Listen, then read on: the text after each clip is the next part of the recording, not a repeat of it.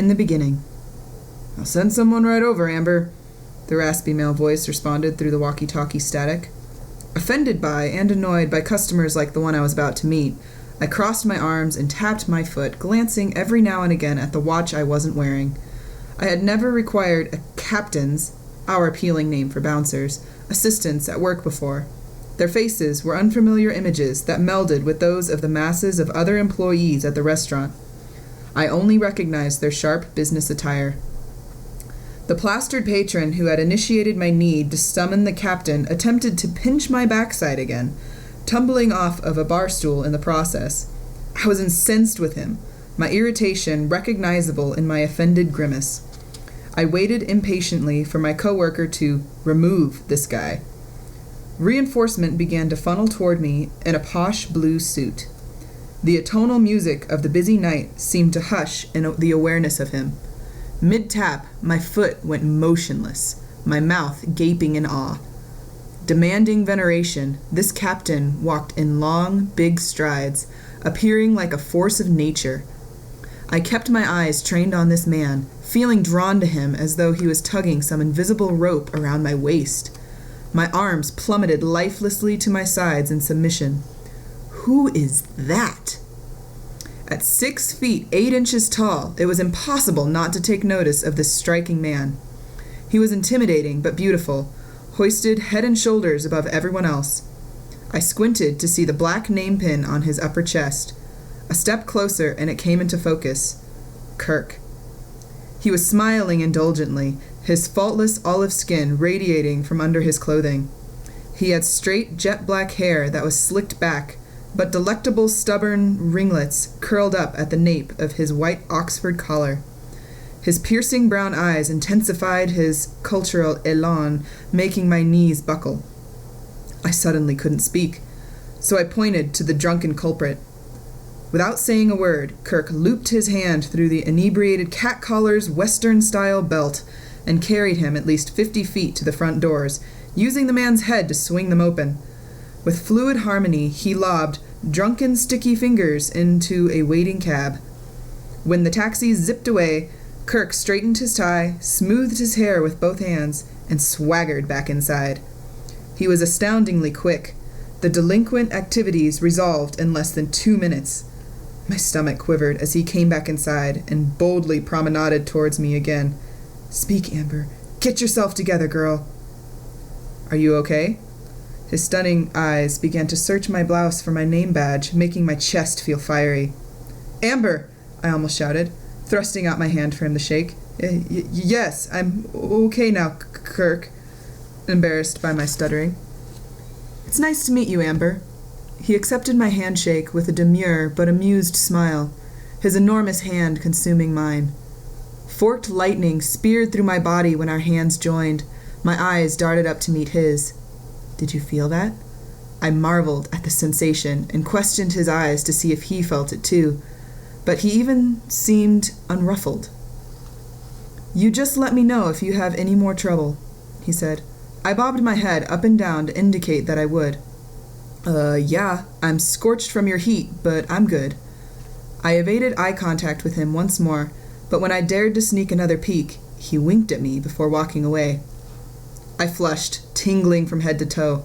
His smile seemed to glow in the dark. I realized I had been holding my breath and finally exhaled in a huge whoosh.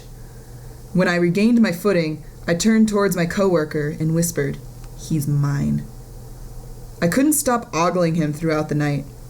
A moment more with Kirk, and I would be the cat collar removed for sexual harassment. Returning home after my shift, I was still thinking about him. How handsome and mysterious he was. How swiftly he had rescued me. I couldn't wait to see him again. That night, when I checked our work schedule for his hours, I saw he was off tomorrow. I worked. Crap. I sauntered off to my workstation, frustratingly kicking at invisible stones on the floor. Sooner than my heart could sink, I saw him walking right towards me. Oh, God. I spun around and quickly slathered on some lip gloss. He reminded people of the actor Steven Seagal, and I could just see the association, especially since he was into karate. He had obviously just showered and was wearing karate pants and a clean white t-shirt, tightly knotted on his waist was a black belt. The scent of soap and a mild men's cologne wafted from his body. He casually sat in one of my booths. His hair was disheveled in such a cute way that I wanted to reach out and slowly twirl one of those black ringlets around my index finger. "Stop that, Amber!" I anxiously flattened out invisible wrinkles in my shirt, combed my fingers through my hair, and walked towards him. "Just don't fall on your face." I nonchalantly smiled, the actress in me taking over with a composed, even detached job performance. Robotically, I offered him a menu and asked if he'd like something to drink. I was looking back and forth between him and the quivering menu in my hands. Why can't we will ourselves not to tremble? When he reached for it, it was clear he wasn't shaking. His large hand instantly covered half the menu size. Kirk never broke eye contact with me, which caused me to inadvertently start biting my lip and shift my feet. It was as though he relished seeing me flustered. Guess who immediately failed in her coolness attempt? He finally answered, "I'll just have a bottle of water, please." His voice was so suave and cultured that I didn't respond right away. My stomach was too busy quivering, and the restaurant suddenly felt so small. "Are you all right?" he asked. Hearing his voice again made me blink out of my daze, and I stammered back into gear. My father had taught me how to interpret men. I knew this god in a suit was trouble. "Of course," I said thickly, determined to respond casually. I was irritated with myself for appearing so awkward and frazzled. "One water, coming up," I chirped, and scampered away like a frightened rabbit. I tried to keep from looking in his direction, but every time I risked a glance at him, I saw he was watching me intently.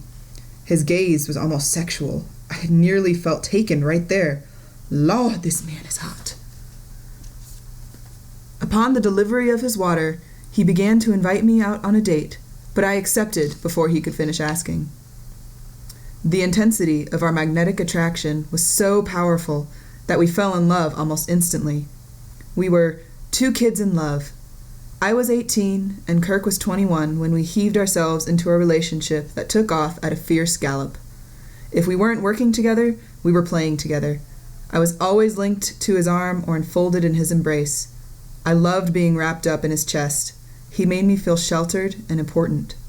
He was sociable, humorous, and trendy, always donning the most modern Italian fashions, most of which he had custom-tailored because of his height.